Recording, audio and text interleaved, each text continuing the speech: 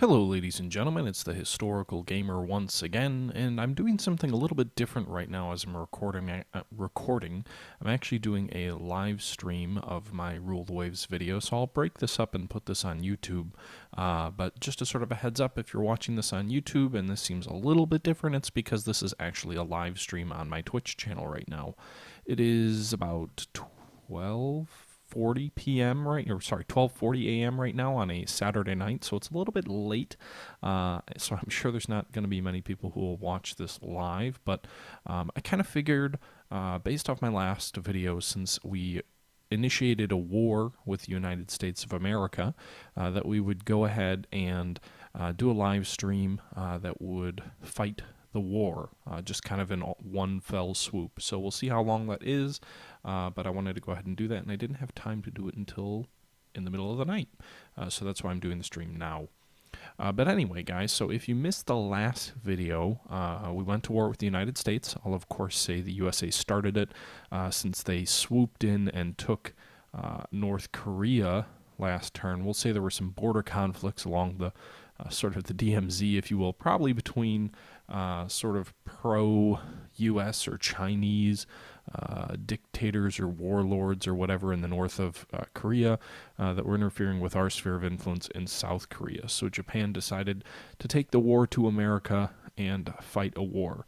Now, if we remember in our last video, we actually won a pretty substantial victory with a early war surprise attack in the first month against the U.S. forces in the Philippines.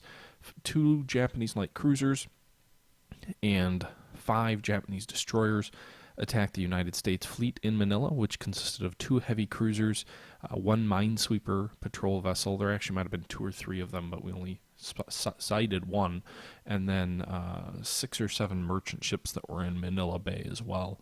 Our force won a decisive victory. We sank both American heavy cruisers, we sank a minesweeper, and we sank 6 merchant ships, or troop ships, I'm not sure which, but basically 6 auxiliary ships, 1 minesweeper, and 2 heavy cruisers at the loss of 1 destroyer. So a pretty striking victory. But in the grand scheme of things, if you look at our ability to fight the United States, you can see here the U.S. has 9 battleships in service to our 3. They have 9 building to our 4. They have 7 battle cruisers in service to our 4, and they have 1 building, which we have none. Additionally, they have 15 battleships against our 6 pre-dreadnought battleships, so they considerably outnumber us there as well. The only area that we might have an advantage against the U.S. is in the cruiser section, that being the heavy cruiser section.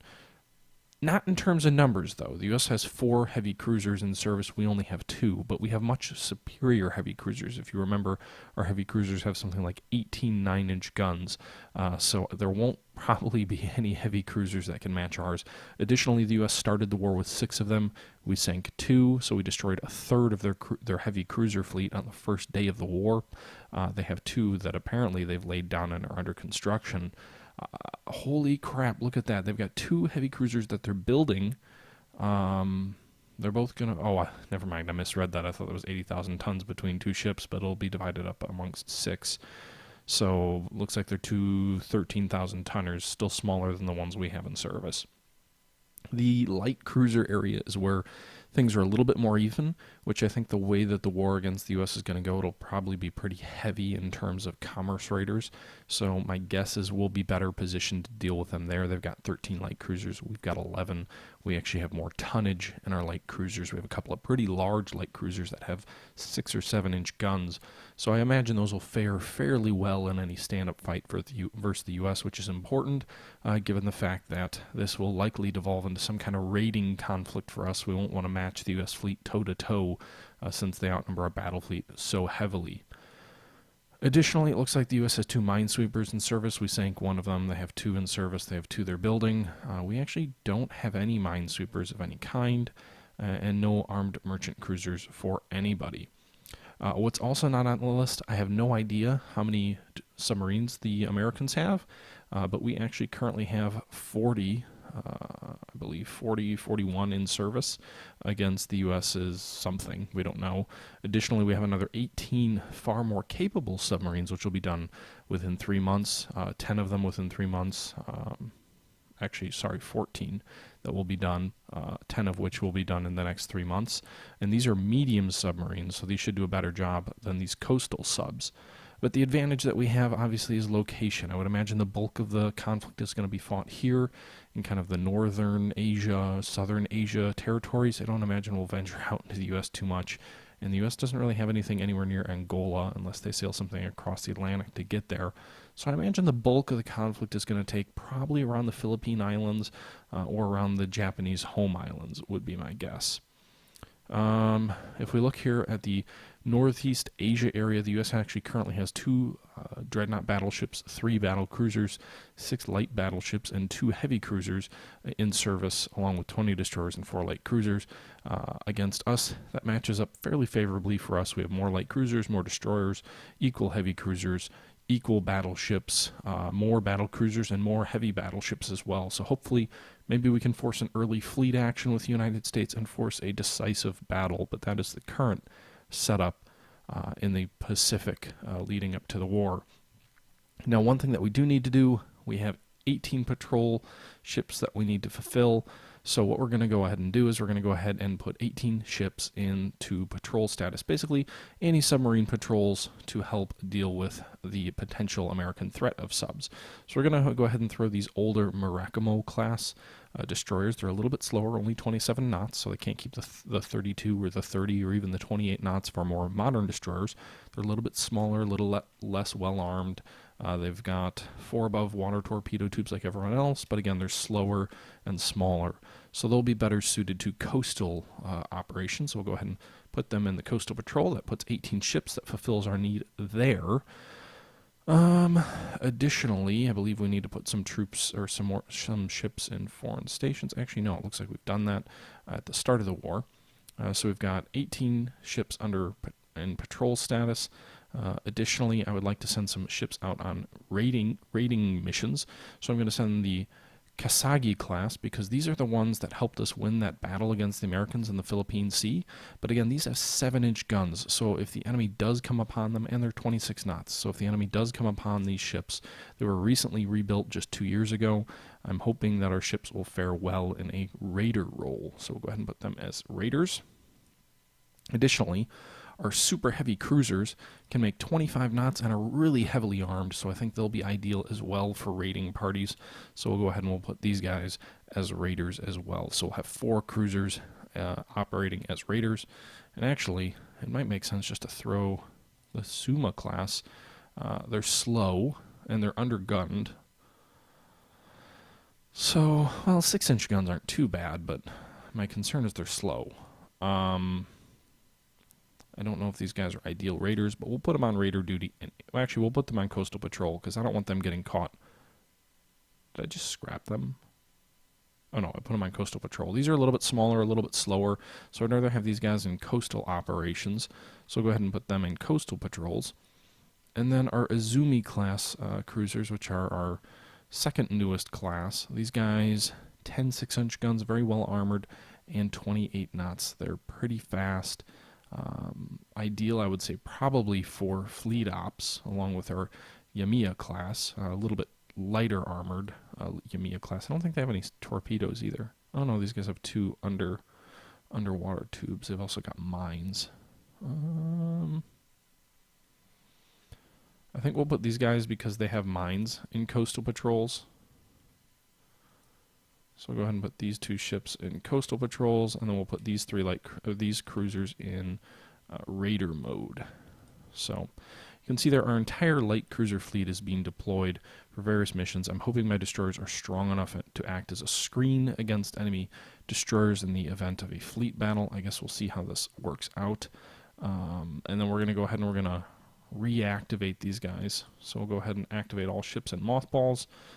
Get them out of mothball state, add them into the active fleet. They're going to take a little while to work up, but there you go. We've got ships that are going to be becoming active. It'll take, I think, about 6 months for them to become fully operational. These guys won't be terribly useful in a fight, but I suppose we could add them to kind of coastal patrols and what have you.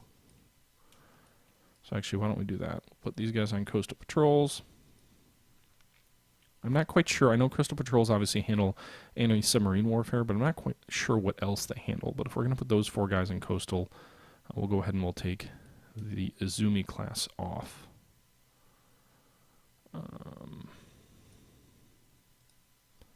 So we have some light cruisers operating with the fleet, I would say. And these fast guys as well, we'll put them with the active fleet. Okay, so that's going to be our breakdown here. We just commissioned a new battleship, the Gamer. I want to rename that. We should have a Gamer and the Gamer class. So we'll rename this ship the YouTube. Something ridiculous, but hey, doesn't sound too much like an Asian nation. But anyway, actually now it says we need more tonnage on foreign stations. So I guess we'll go ahead and we'll add the Yamiya class to the foreign station. Okay, one of them anyway. So there we go. Monthly balance drops to negative thanks to our reactivating of some of these mothballed ships. Construction, we should get another Gamer class battleship within 2 months. Definitely should take part in this war. The other 3 we're not sure. And then we've got the subs coming off the ways shortly. But we'll go ahead and we'll jump ahead to the next turn. Oh, also, we're going to have our subs fight with unrestricted submarine warfare. We'll see how that influences the political situation. It could well bring France, Russia, or Britain into war against us, but we hope not. And we have that lead in terms of VP down here, 1600 to 200, again, because of the successful naval action that we fought last turn. But that's enough setting up the war. Let's go ahead and get into it. Okay, so Japanese submarines sank 18 ships, gained 90 XP. We did lose 2 submarines sunk. The U.S. submarines sank 2 ships and gained 10 XP, so we did better on the sub-warfare. U.S. laid down an AMC of the Rush class and patrolling heavy cruiser Massachusetts thwarts Japanese raider Chibuka attack on a merchant shipping. Okay. So it was a pretty uneventful first turn. We got 90 XP to the, or not XP, VP to the US's 10. But that was the second month of the war after a victory in the Manila battle. So we'll go ahead and we'll just jump ahead to the next month. So one of our light cruisers is put into the yard with engine problems. You can see here the YouTube is finished working up and is entering the fleet. Japanese submarines sank 21 American ships, gaining 105 victory points, and it doesn't look like they lost any. And the U.S. had one of their subs sunk. Okay, and it looks like there's a fleet battle. Well, we don't normally see fleet battles in this game. It doesn't seem like. Most of the time they seem to be cruiser actions. But at least according to this, our own forces available in the area, we have 3 battleships, 4 battle cruisers, 2 light battleships, 2 heavy cruisers, 5 light cruisers, and 24 destroyers against an estimated American force of 1 battleship, 3 battle cruisers. They do have 9 of the old battleships and 25 destroyers. So those 9 battleships could be difficult. You can see here the VP amount that we get penalized actually increases because of the size of the battle, so it's a bigger deal if we turn down the battle. Looks like it's taking place off the southwest coast of Korea. So if we want to add a storyline to this fight, I suppose we could say the Americans are bringing supplies in a relief column to North Korean American forces that are battling our Japanese ground forces. I can't imagine the Americans would have an easy time bringing supplies into North Korea when you consider Japan straddles the line of supplies and the U.S. doesn't have any kind of land route from Asia like Russia would have during the War of 1812, or good lord, not 1812, during the War of the Russo-Japanese War in 1905. But I think we're going to go ahead and we're going to accept that fight. So I'm going to have to change the capture mode here real quick. And here we go. I have never fought a large battle like this before. So we've got an unknown ship here. We've got several battle crew. Good lord, this is a huge fleet.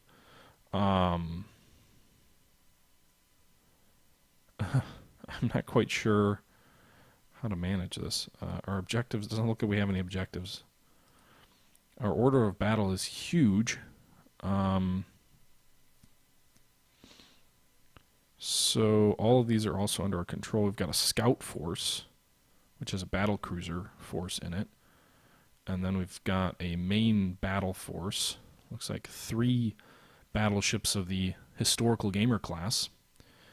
And a whole bunch of destroyers. We've got an unidentified ship already. So I'm going to imagine, I'm not quite sure how this is going to play out.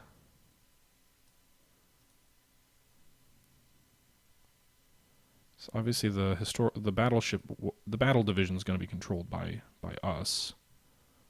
But I imagine that the rest of this won't. So let's just play real quick. It does look like we've got, I'm not sure how to good lord, this is a huge battle that's about to take place. I'm not sure what to do here. We've got one enemy ship over here. Looks like we've got our main fleet over to the east. We got our scouting force here to the north.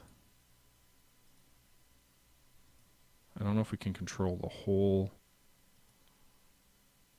group just by this. I guess we'll see. So it looks like the enemy ship is a heavy cruiser.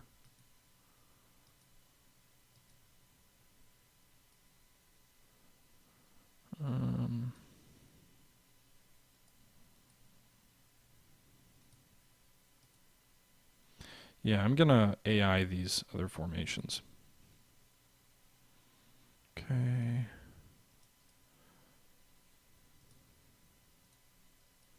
I'm gonna AI I just don't have, I don't have the mental capacity to figure out all of these destroyer divisions. And in our last fight, the AI did okay in control of the Japanese ships, and they've already got kind of default orders to support these different divisions. So one would hope that they are able to effectively help us get these guys in order. I'm going to have the okay. I would say I'm going to control the battle cruisers, but the destroyer division needs to screen, I would say. Or at least 2 of the destroyer divisions need to screen our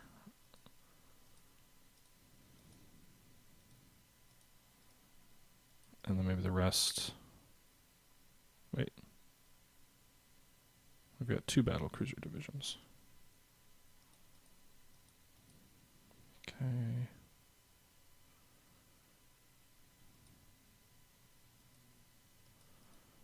The other battle cruiser division.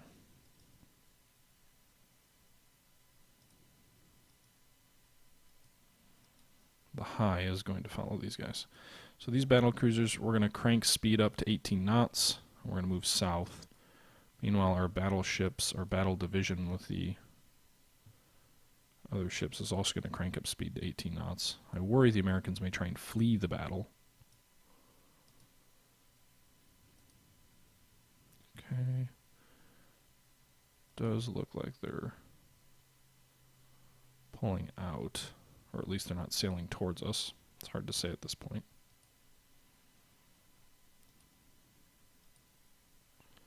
So we're going to bump speed almost to max, I guess, 22 knots. We're running the opposite direction. Our battle cruisers are coming south now.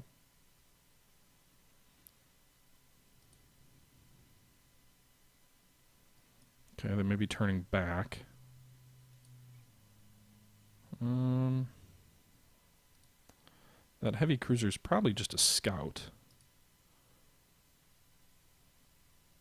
Battle Cruiser Division 4 is out of sight. Flagship switches to AI control. So it does look like once other ships are out of control, they still are out of sight, they still fall back to AI control. So even if they're battle cruisers or what have you.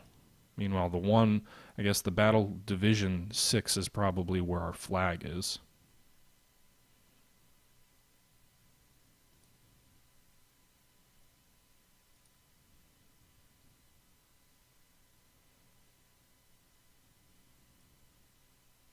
Moving at 22 knots. Not sighting much of anything. Oh, we've got enemy ships here that we've spotted. So, looks like the Massachusetts class, whatever that is getting pulverized.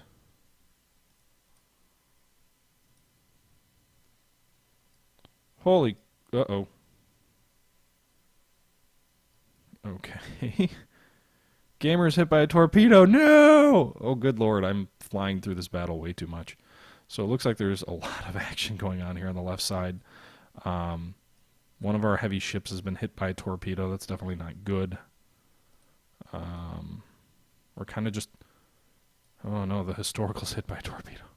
This is what happens when a bad fleet commander jumps out in front all by himself, and these battleships of ours are intermingled amongst the enemy fleet by themselves. The YouTube is slow, looks almost adrift.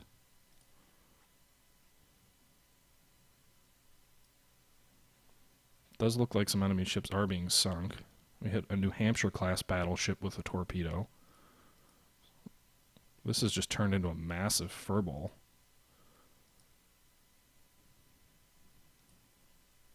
So we've lost a couple of destroyers at this point.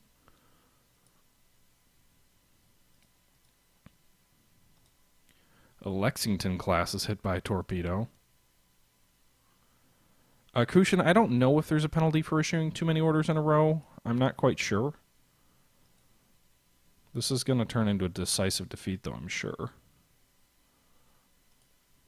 It's just a mess. I mean, just...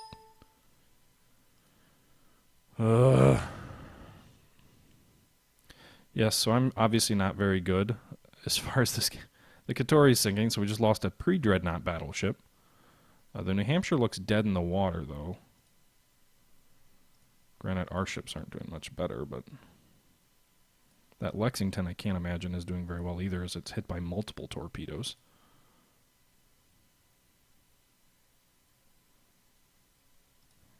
Gamer's hit by a torpedo. New Hampshire's hit by multiple torpedoes.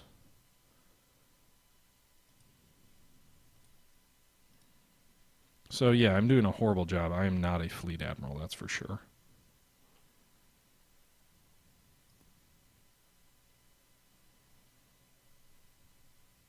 I don't know, something just happened to Katori.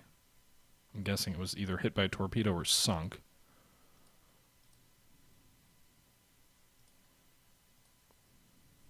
So lots of torpedoes flying all over at this point.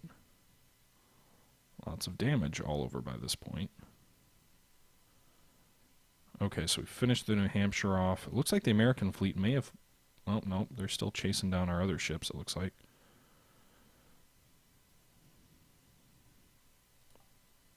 The Katori and YouTube have sunk, so we've now lost 2 pre-dreadnought battleships and 1 dreadnought battleship. The Americans have lost 1 dreadnought battleship, it appears. So this is quite a large battle. I don't know what this unidentified ship is, but it's moving slowly. It looks like a battleship, so that may be the Lexington. Definitely want to finish that off. Okay, that one's sunk.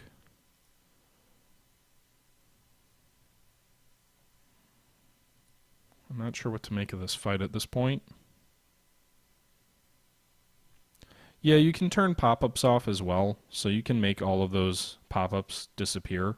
You can also do a much better job of fighting than I have. Obviously, you can control anything that's in sight, as we lose another battleship. Was that the one we were on? I hope not. Looks like that was the ship we were on. No, Historical's the one we're on. So you can...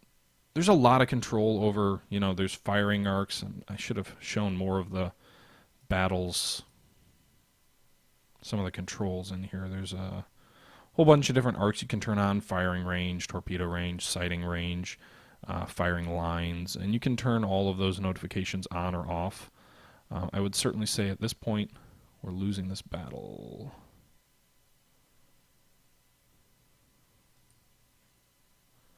I don't see any American forces at this point unless they're chasing other guys up north. No. So it does look like the battle's probably over. It's got to be a big defeat for us, I would imagine. We did sink 2 enemy capital ships, but I think we lost 3 of our own, not to mention some of the light ships. Looks like we claim a New Hampshire class. I don't know if that's the heavy cruiser, might be theirs. What? Historical sinking?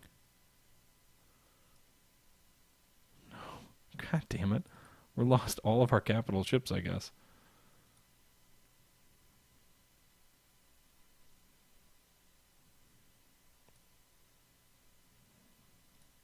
I sunk. Okay. So I think that must have just been battle damage suffered over the course of the fight. And my battle cruiser scouting force, because I did a horrible job, is just, I guess, sailing off up here. So a major U.S. victory. You can see here, at the end of the day, we lost 2 battleships sunk, 1 heavy damaged. The battle cruisers I didn't even bring into the fight. That was my own stupidity. The Americans lost a battleship and a battle cruiser, so they lost 2 capital ships, but we also lost a pre-dreadnought battleship, and they didn't lose any. Additionally, they lost 4 destroyers. We lost 2. So actually, the fight was pretty even. We did lose 1 more kind of inconsequential battleship, I would say. We suffered a little bit more damage, it looks like. I did a really poor job of coordinating my fleet.